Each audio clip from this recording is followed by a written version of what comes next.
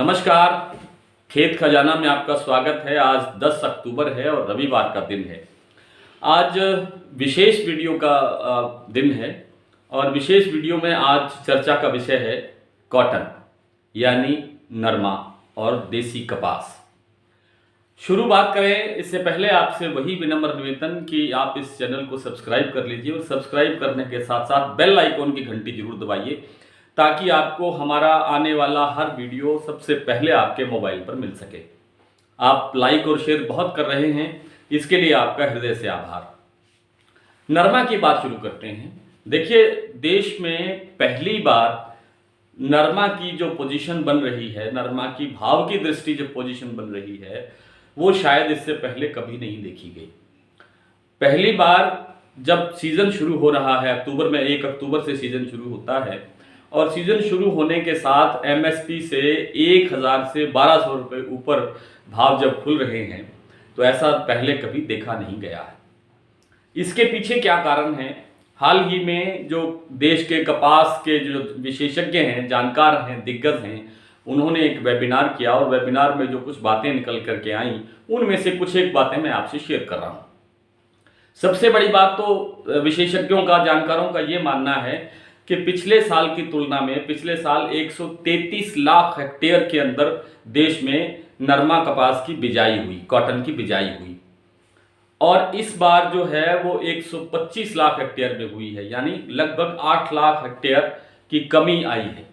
इसके बावजूद कुछ विशेषज्ञों का ये मानना है कि जो पिछले साल का उत्पादन है, यानी 355 से 360 लाख गांठ का उत्पादन इस बार भी आ रहा है। पिछले साल भी ये था और इस साल भी इतना ही वो मान रहे हैं।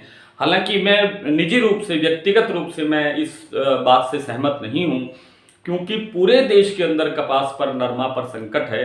विशेष रूप से उत्तर भारत के जो राज्य हैं, पंजाब है, हरियाणा है, राजस्थान है, उनमें अलग अलग तरह का प्रकोप है। कहीं बरसात से अधिक से नुकसान हो रहा है, कहीं गुलाबी सुंडी से नुकसान हो रहा है। गुलाबी सुंडी ने हरियाणा के और पंजाब के कुछ इलाकों में इतना ज़बरदस्त नुकसान किया है कि जिसकी हम कल्पना नहीं कर सकते। बहुत से किसानों ने खड़ी फसल पर ट्रैक्टर चला दिया है। इसका कारण है कि जैसे बाहर से जो कपास का जो टिंडा है वो बहुत शानदार दिखाई देता है, फसल बड़ी सुंदर दिखती है खड़ी हुई, लेकिन जब टिंडे को खोलते हैं तो उसके अंदर से वो काला पड़ चुका होता है और उसके अंदर गुलाबी सुंडी मिलती है। तो उसका जो विकास होना होता है टिंडे के अंदर, कॉटन बनने का, नरमा बनने का, वो रुक जाता है और उसके बाद वो फसल पूरी तरह खत्म हो जाती है। तो इतने बड़े प्रकोप को देखते हुए ये जो पिंक वार्म है, गुलाबी सुंडी है, ये हमारे यहाँ उत्तर भारत में दक्षिण भारत से आती है और दक्षिण भारत में पहले से इसका प्रकोप चल रहा है, तो दक्षिण भारत में भी कहीं न कहीं उत्पादन पे इसका असर आएगा। उसके साथ साथ दक्षिण भारत में भी बरसात का जो असमान वितरण है मानसून का, उसने बहुत नुकसान किया है। विशेष रूप से गुजरात का जो सौराष्ट्र का इलाका है, वहाँ पर भी बड़ा ज़बरदस्त नुकसान इस कॉटन में पाया जा रहा है। इससे लगता नहीं है कि इतना उत्पादन आ पाएगा।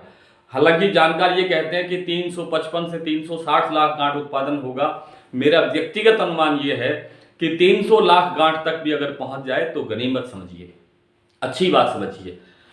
पिछले 2 साल में जो सीसीआई है, कॉटन कॉर्पोरेशन ऑफ इंडिया है, भारतीय कपास निगम जिसको कहते हैं, उसने 2 वर्षों के अंदर 2019-20 और 2021 में जो न्यूनतम समर्थन मूल्य पर देश भर से जो कपास खरीदी है, नरमा खरीदा है, कॉटन परचेज किया है, उस पर सरकार ने, यानी भारतीय कपास निगम ने 55,000 करोड़ रुपए खर्च किए। 55,000 करोड़ रुपए बहुत बड़ी रकम होती है और सीसीआई ने करीब करीब 2 करोड़ लाख गांठ का परचेज किया। लेकिन इस बार जैसे ही भाव एमएसपी से ऊपर खुला, लॉन्ग स्टेपल का भाव हमारे देश में इस समय 6,025 रुपये प्रति क्विंटल है, लॉन्ग स्टेपल का विशेष जो कॉटन होती है।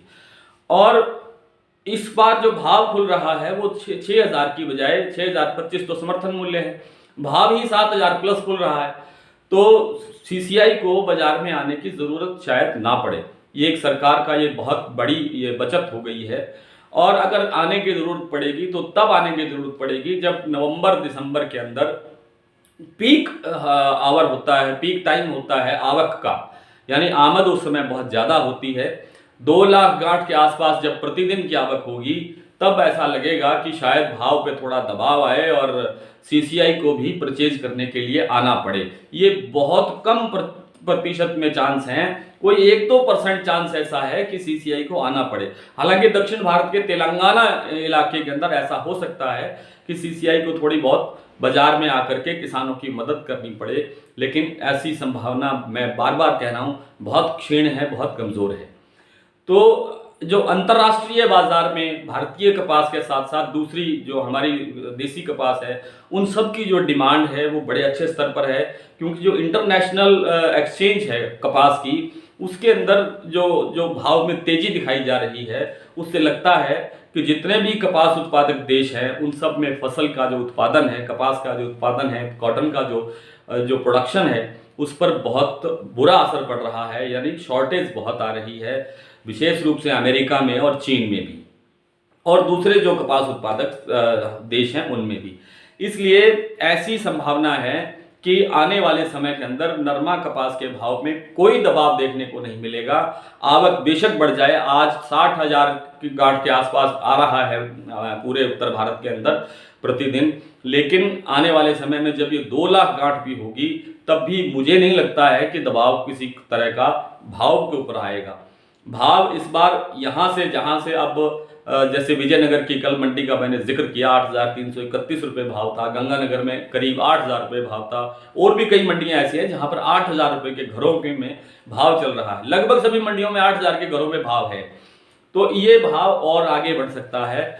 और जब पीक आवर समाप्त होगा, यानी पीक आवर समाप्त कब होगा, दिसंबर के बाद, तब जाकर के इसके भाव में थोड़ा बहुत और भी सुधार देखा जा सकता है। आज के विशेष वीडियो में बस इतना ही। कोशिश करेंगे कि शाम तक आपको एक और विशेष वीडियो उपलब्ध करवाया जाए। नमस्कार।